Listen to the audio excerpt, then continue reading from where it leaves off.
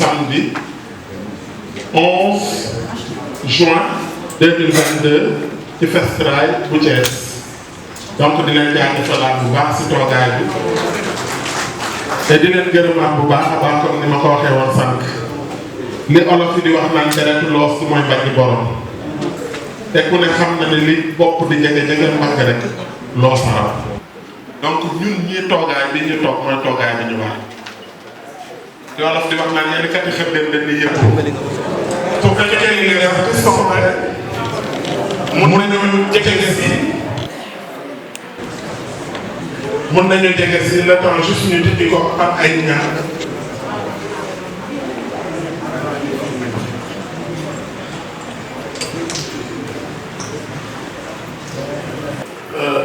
te Fatiha ak salaatul Fatiha ñu ñaan bis bi nga xamante ne bii dinañ ko yàlla nañ ci yàlla musal ci seytaane lafal leen ca dàqal ñu lépp lu ragal te am nañu yeggale ci suñu sa bopp te ñun tamit yàlla sàmmal ñu ko. waaye ku volontaire rek ah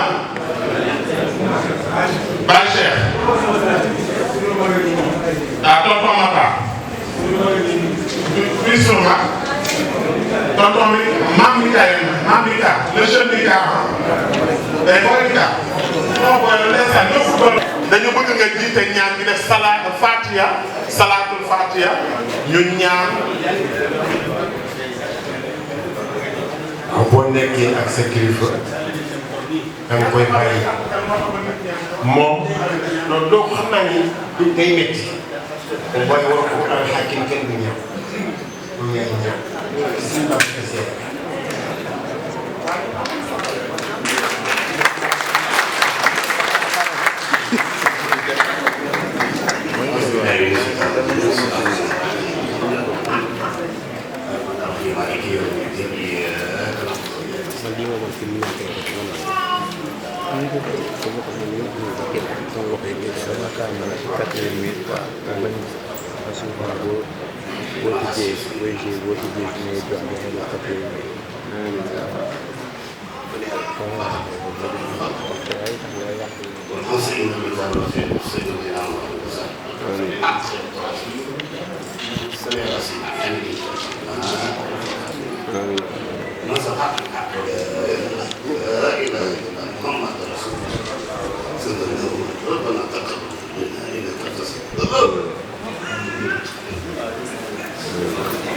kii warul ñaan ah da war a ñaan ne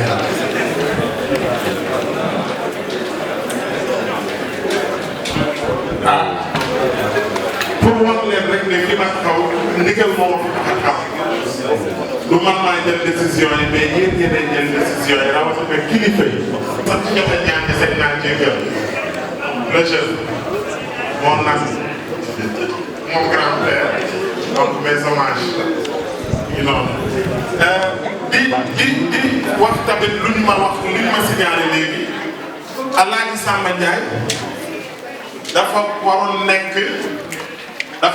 nekk ci présidium bi fii ndax moo représenté président conseil départemental bu Thiès muy Alaaji Bak Siré Dia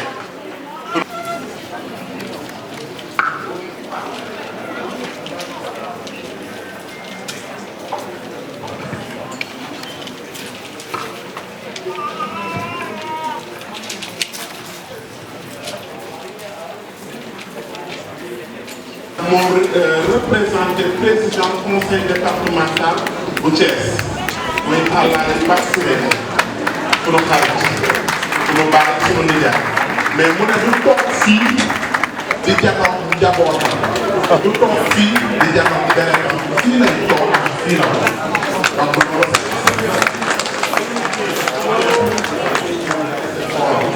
léegi nag on attaque directement à l'animation bon spectacle à Thiès en place.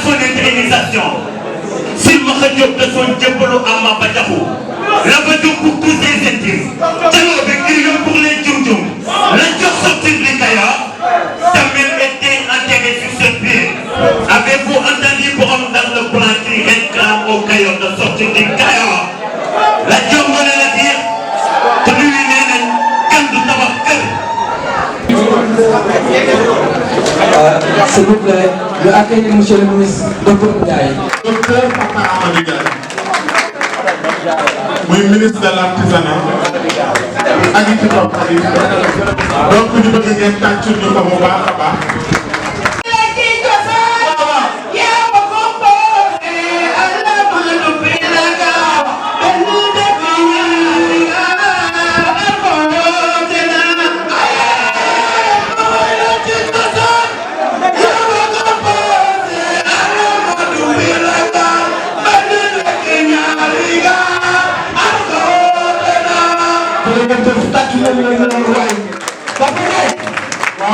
kenn mosul gis.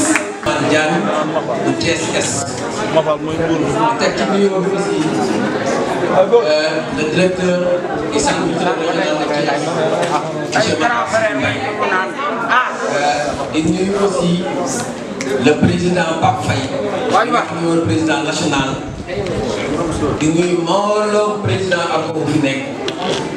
di nuyu suñu doyen yi fi nekk tamit rawatina suñu doyen Michael Faye mi nga xam ni moom ay at yi ñuy ànd ci biir dëkk bi di liggéey pour la culture di ko nuyu bu baax a baax a baax.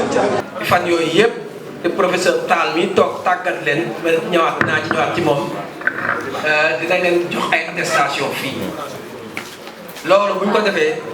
C'est grâce à la direction de la cinématographie. Donc, monsieur le directeur du centre culturel, il a yóbbante ay nuyoo ay gërëm ci directeur Mbengue. Babacar Mbengue ñu koy gërëm bu baax. Babacar ci ba léegi chaque jour ñu ngi ñuy laaj fu ci toll te ñu ngi koy doxee. li ñu njëkk ci saako la ko. monsieur Mbengue ñu ngi lay yóbbante ay remerciements ci Birame Souleye le maire. donc kontaan nañ ci moom bu baax loolu te dinañ fa ñëwaat ñu continuer yenn projet nga xam ne am nañ ko moom. am na ci kanam beneen maire buy egg si ñu koy wax docteur Djidé malheureusement on devait faire un plateau à Thiès Ouest mais pour des problèmes de temps mënuñu ko réaliser techniquement ñu dégg mais il nous a accompagné ba démb rek il nous a reçu dans son bureau léegi ci kanam di ñëw parce que doon def conférence de presse pour ces 100 jours. à la tête de la mairie. Le maire de la ville, docteur Babacar Diop, ñu koy gërëm bu baax a baax. ñu gërëm bu baax a baax nous a accompagné te moom aussi saa bu ko fekkee mu déglu ñu.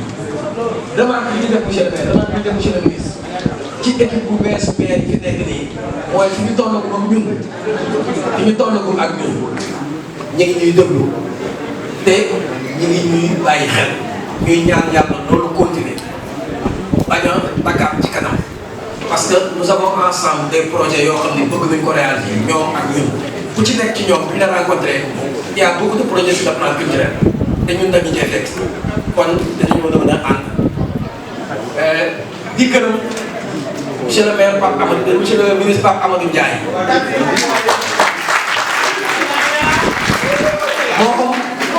moom il nous a soutenus avant qu'il ne soit ministre. On est à la 9e édition du festival. édition yëpp loxoom dugg na ci. tey nag bi mu nekkee ministre suñu loxoom duggaat na ci. recevoir nañu audience waxtaan naa ñun te fexe na ba nga xam ne am na kenn ci ñun koo xam ne conseiller la à la ville. bi ñu investir liste yi boole na ko ci quota ba ñu dugal ko bi madame Fatam Ba. elle est conseillère à la ville. Ça, c'est une première. On a 2 conseillers en ville. Nous avons aussi M. Armand Diouf, qui est conseiller à la ville. Donc, loolu dañ ciy kontaan ñu comédiens yi. bu ñu amee des comédiens qui sont investis.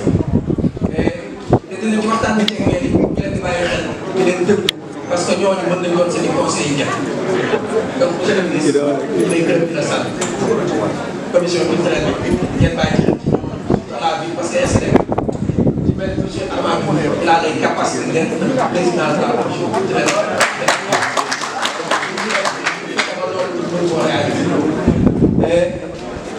am na ñuy wax LAS c'est une société bu nekk à l'aéroport nekk suñuy partenaires ils nous ont soutenus dans le projet ñu ngi leen di gërëm di leen sant.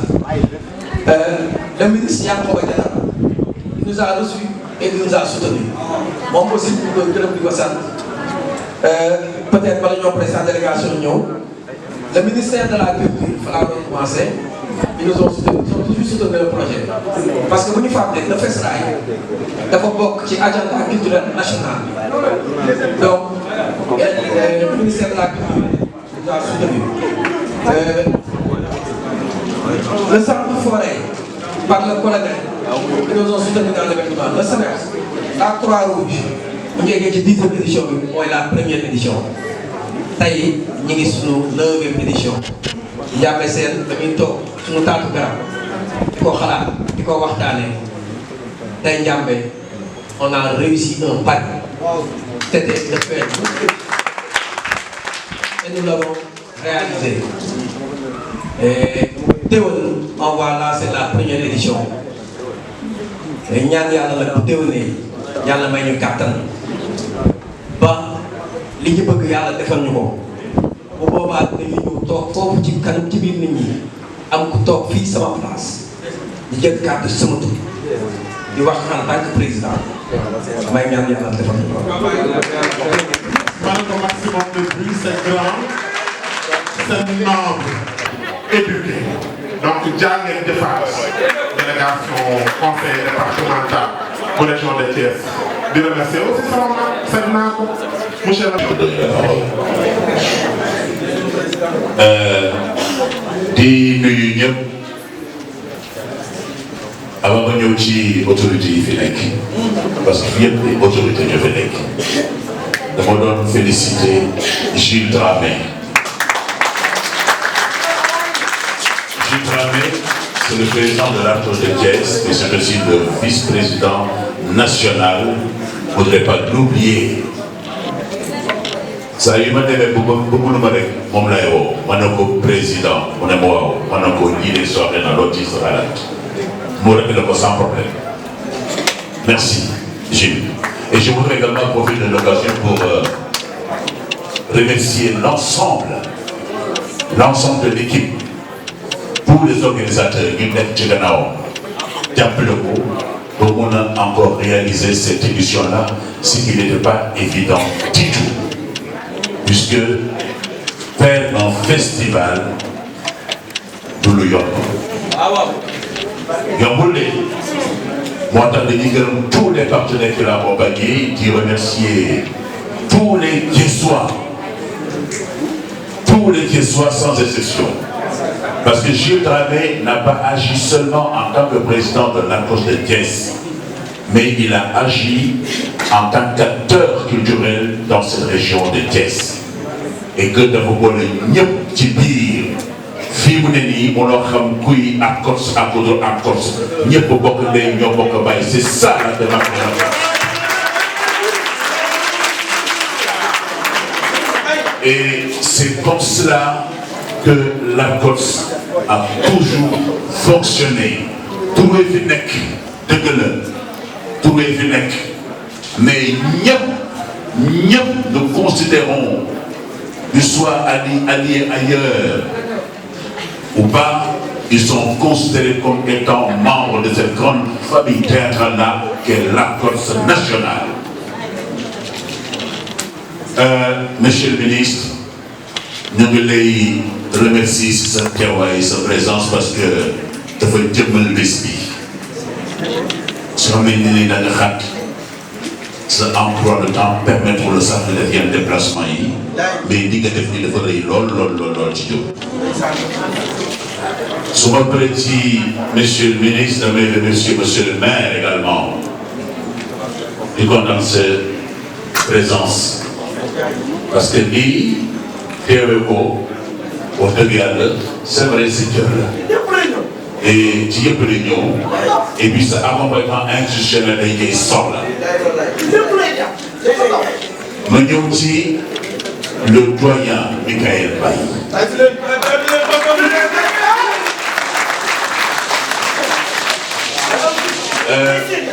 Thiès s'honore d'avoir un grand monsieur comme le doyen Michael Baye. Lu tax dans le domaine de la culture et des arts fii au niveau du Sénégal gisuma kenn ku ko fi ëpp dayoo amul. Je sais ce que je dis puisque lui il fait partie des premiers acteurs culturels fii au Sénégal en tant qu'animateur culturel à l'époque. jàngal ñu bari teg ñu bari ci yoon.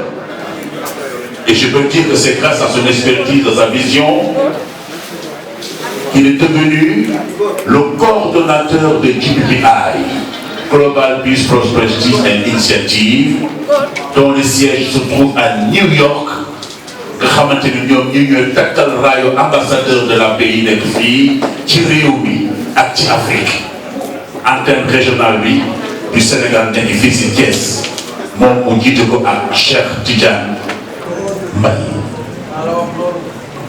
man na ma dëgg yàlla ñu defal ma ko comme ambassadeur de la paix moo tax dama koy gërëm di ko sant.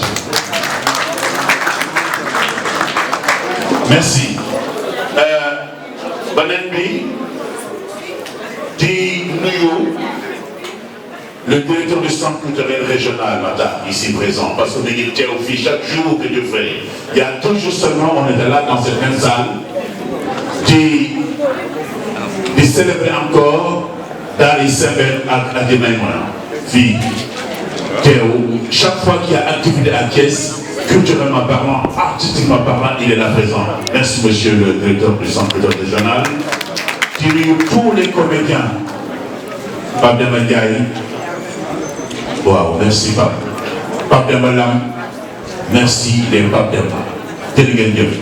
Di nuyu itam sama gars yi Matar ngi nii Pen Sénégal Ndiaye. Vraiment je me saurais les citer tous.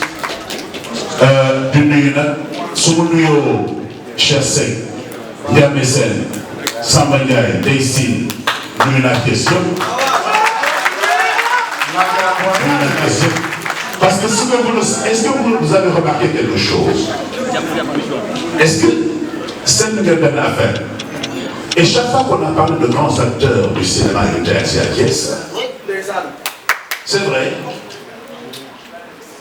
Chaque fois qu'on a parlé de grands acteurs, que ce soit du cinéma, du théâtre, dans les séries télévisuelles, c'est à Thiès.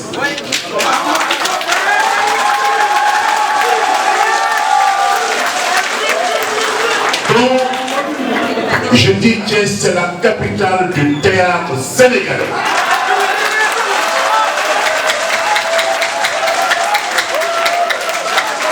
Waaw.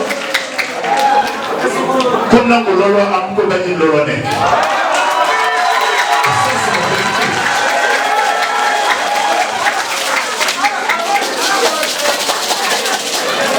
Alors,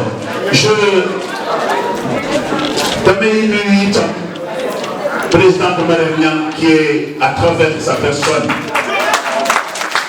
toute la force de Rufisque étant l'invité d'honneur de cette édition-là. ñu gis Sidi Fall posté teranga yi ngeen xamante ni ñu ngeen ko fii à Thiès parce que encore ci loolu la récemment quand Rufisque a organisé son festival mu jël Pikine def ko invité d'honneur Pikine def teranga beneen yoon Guédiawaye bu defee son festival day jël Dakar def ko invité d'honneur ñun noonu la ñuy fonctionner je pense que loolu mooy Sénégal.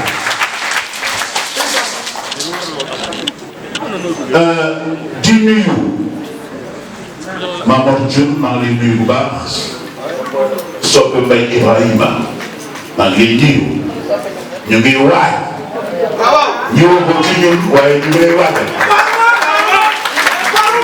sa morom yi nga àndaloon déguisé wu toogoon fii donc loolu dañ la koy ñaan parce que je pense bien que ne ak ni cérémonie bi demee nit ñi maximum de concentration la ñu soxla pour les remerciements ak hommage yi ñaare def. dëgg la. asalaamaaleykum wa rahmatullah. ñu ngi jiital ci nuyoo bi monsieur le maire. sama rakk sama xarit monsieur Ousmane Diagne maire de la mairie commune Est di teg ci nuyoo bi inspecteur départemental de la culture di teg ci nuyoo bi président ACOS national monsieur Faye qui est une référence tey nii ci mairie dama bëgg moom tamit projet boobu mu daal di koy def projet ñu xeex ko incha allah ci biir Thiès parce que des fois bu nit ñi juum na parce que Thiès mën nga am jafe-jafe am si espace mais bu ñu ragal wut espace ci commune yi nga xam ne dañu tàq ak ñun tey biir Fandène war nañ fa mën a am espace léegi dara soreetul tey Kër Moussa war ngeen ko xeex ba war fa.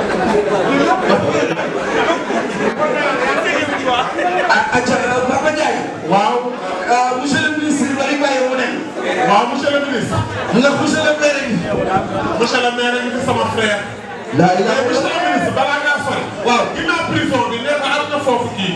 ba pare suñu centre culturel bële ku ñu dimbali ñu réservé ko ñu jël.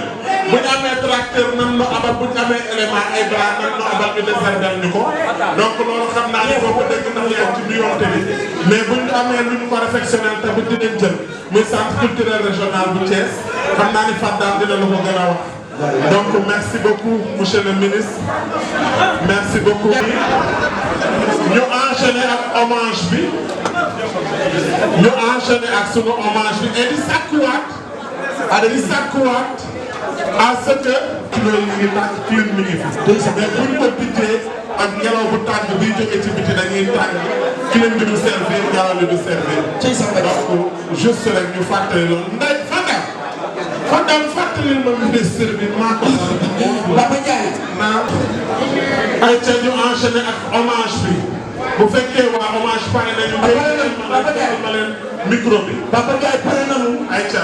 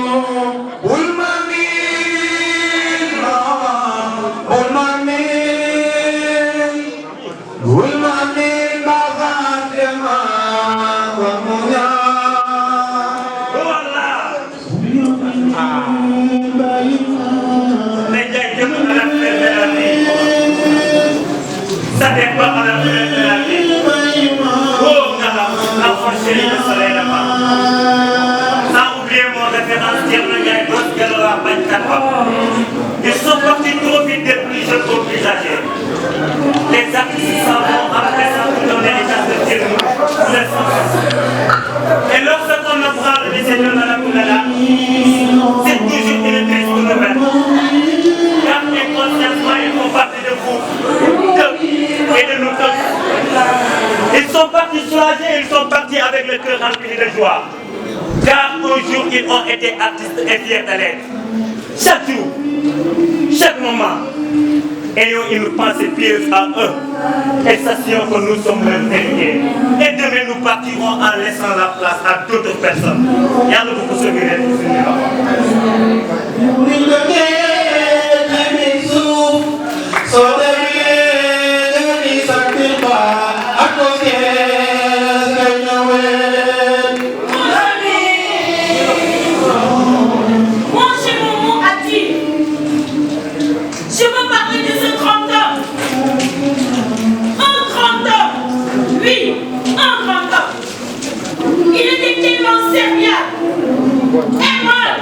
Il était aussi le guide de sa génération. Il s'appelait Aboubacar Sadikh Ba. Il était très sérieux. Il était très généreux. Le merci ça et Hatima. Parce que nous avons dit qu'il est dans l'Amérique. Il y a le mot Mima, mot Missa. Je ne l'aime pas le mot. L'aime qu'il puisse. Merci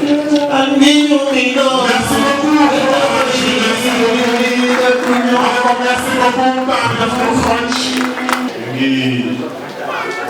Monsieur le directeur,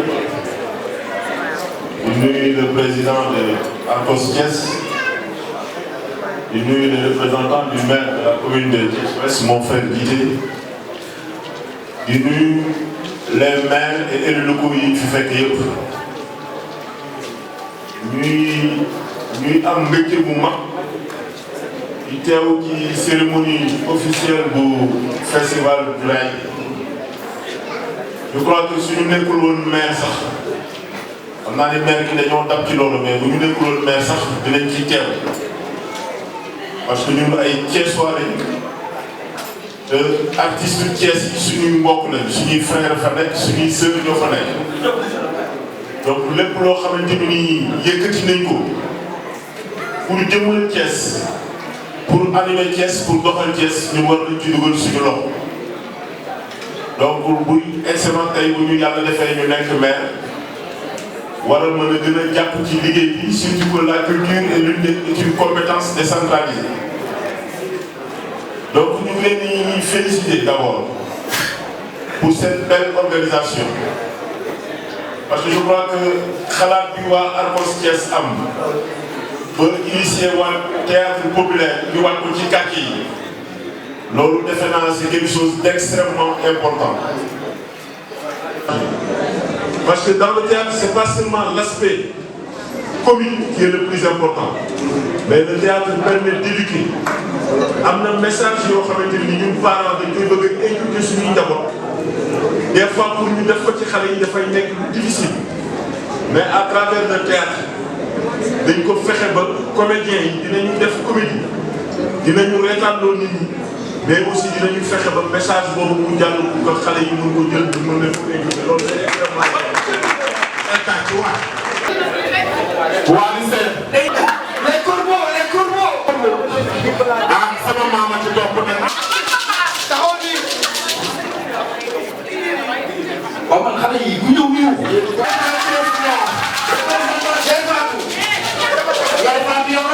yow Sénégal da laa war a teewal di nga ay tàccu leen ko waay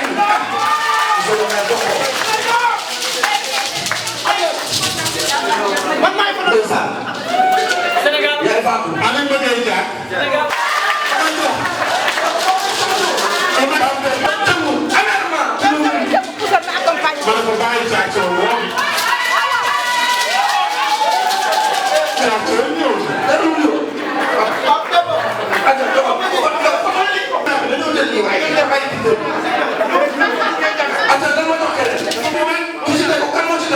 léegi nag ki ci topp mooy la grande royale notre maman Sall Ngaari Lam Tooro pour Guédé Tooro de Fama la si ñu wala mu day si day Sir Sall damay may soppe ana day Sir Sall nee na tout le temps ana day Sir Sall lay demandé wala mu day si foofu Cheikh Cheikh wala mu day man ngeen di xool man maay photo man organ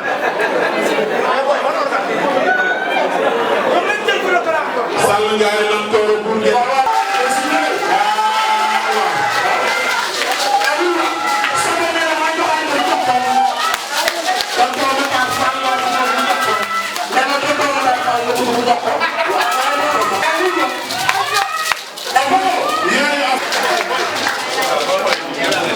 léegi nag est-ce que Arcos que la leen di sargal ñoo leen di sargal dañoo jël seen raaya waaw sama yaay ñu kon tàccu leen waa Arcos waa ñëw Arcos la maa ñëw président Arcos fi nekk yëpp nañu ñëw président Arcos yëpp nañu dem ci Mariam Niang la Cheikh yow kay waaw ay te civil attestation yi civil ñu jàng ci attestation yi waaw yow ñu leen ko fii ñu jàng ci attestation yi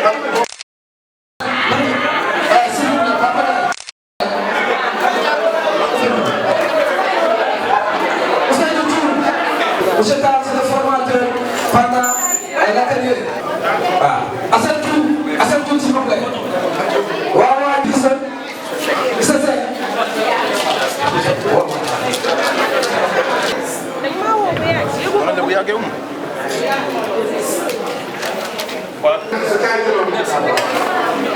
Assalamualaikum warahmatullahi wabarakatuh. Ku ci nekk sa tur ak sa sant di tàmbale waxtaan bi si félicitation bi ñuy adressé à l'ARCO Thiès si 9e édition festival de théâtre du Rail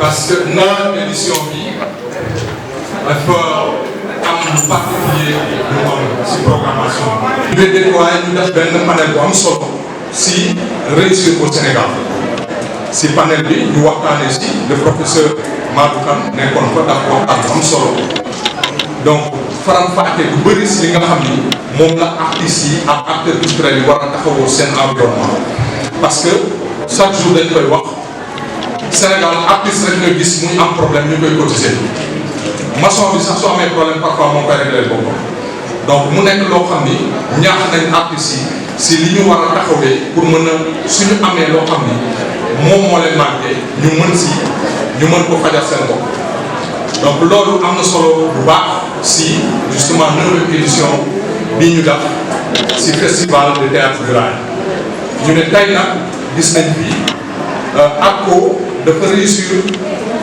réunir fii li ñu naan la crème des crèmes la crème de la crème du théâtre sénégalais gis nañ fi ay artistes yu mag gis nañ fi ay autorités yu mag si wàllu théâtre donc mu nekk affaire boo xam ni ñoom ñu ngi joué beneen rôle social boo xam ni mooy ñu ngi réunir la famille du théâtre sénégalais donc loolu ministère de la culture reconnaître également l'importance du festival dans l'agenda culturel national moo tax mu daf ci liñ ci daf nii même si su fekkee doyul sax mais daf nañ ci ay jéego yoo xam ne tey jii permettre na ñu réaliser tey jii 9e édition festival donc sans plus loolu moo tax tey jii ñu daje fii ci salle bi war a mën a def la cérémonie officielle de la 9e édition du festival de théâtre justement du Rail di si féliciter le président Jules Dramé avec toute son équipe parce que gis nañ ko mu dem mais si ginnaawam également y a une équipe dynamique bu ci nekk di ko accompagner pour la réalisation de ce festival président Jules Dramé ñu ngi lay féliciter bu baax a baax si li nga xam ni moom ngeen commencé 9e édition bi war ko yeggal yeeg demee incha allah. Donc au nom du ministre de la Culture et de la Communication, je déclare ouverte justement la 9e édition du Festival de théâtre.